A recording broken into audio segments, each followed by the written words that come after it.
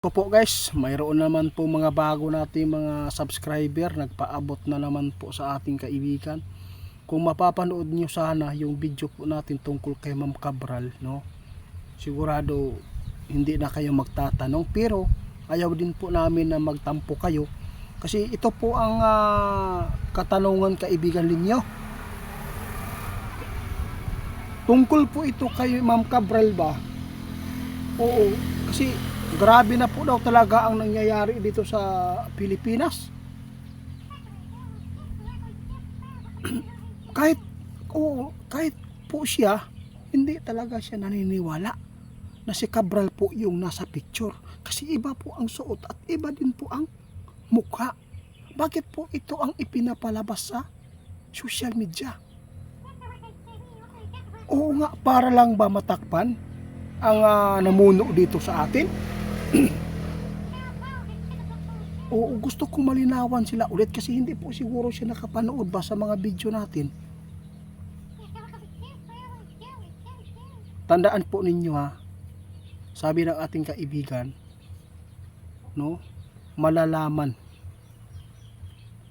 mo rin ang tamang panahon yung mga katotohanan na ginagawa ng mga magnanakaw dito sa ating bansa.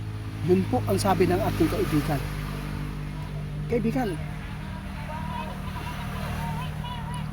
Ipinapaabot na po ma'am ni kaibigan, no, kung ano po nangyayari. Sinabi ng ating kaibigan kung ano po ang katotohanan dito sa kababalaghan na nangyayari sa pagkamatay ni Cabral.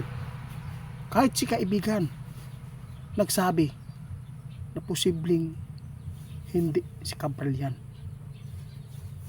Kung titingnan po ninyo, i-zoom po ninyo ang mukha kasi yun po ang ipinapaabot sa social media. Siya po talaga yun. Lalo na sa yung mga malalaking mga network sa social media, makita niyo guys, pinatutuhanan nila na siya po. Pero i-zoom mo yan, hindi po yan mukha ni ma'am.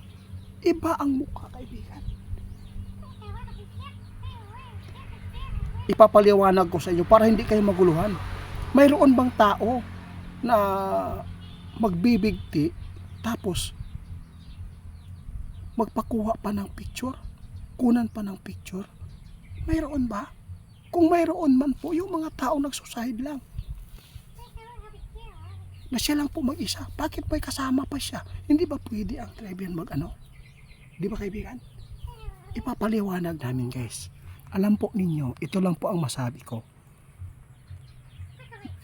Yung bride na nawawala, hindi po natin masabi na siya po yon.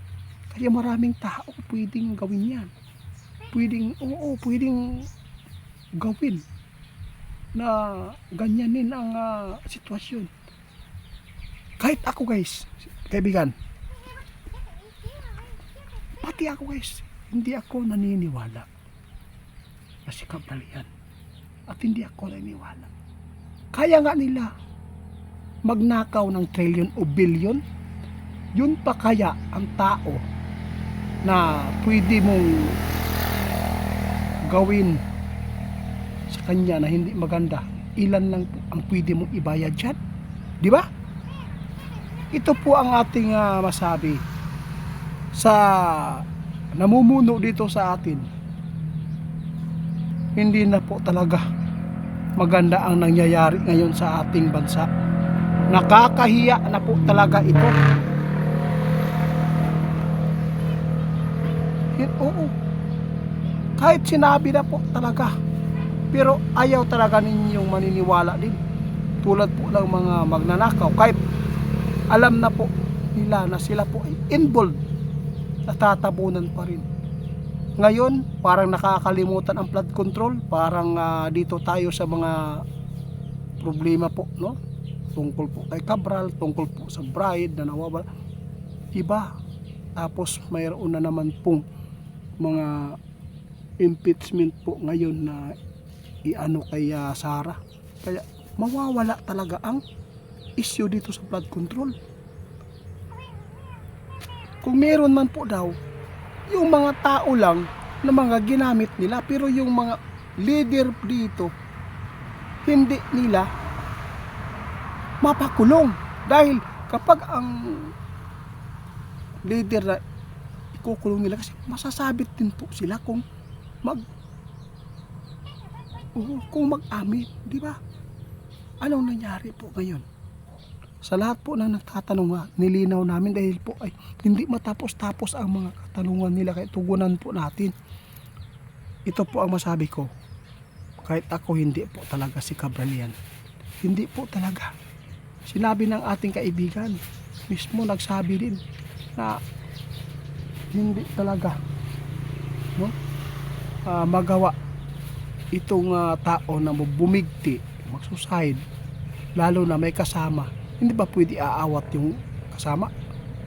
Amo mo, hindi mo pipigilan na doon po upo, tapos yung dashcam o kuha ng kamera, hindi po yan mukha niya at iba ang sinusuot na sandal at ang damit. Di ba kaibigan? Ano po, hindi po buo ang mga tao ngayon. Oo, ma'am, ito po ang tandaan nyo. Kung ano man po ang nasa utak ko, kung ano man po ang ipinapaabot natin kaibigan, wala tayong magagawa, ma'am, kung ito man po ang laro nila para lang takpan ang kanilang pagsisinungaling na hindi mabisto. Pero huwag kayong mag-alala, ma'am, hindi si Cabral ang makapagtuklas, makapagbigay ng ebidensya. Mayroon pang mga tao na nakahawak nito. Oo, tama. Hintayin po natin ang tamang panahon. Kasi ang karma mayroon. Kahit paikot-ikutin mo nila ang tao, wala nang mga tao maniniwala. Siguro kung nabulag ka talaga sa pamumuno dito, siguro ayaw mo talagang maniniwala. Kaya salamat sa inyo, ma'am.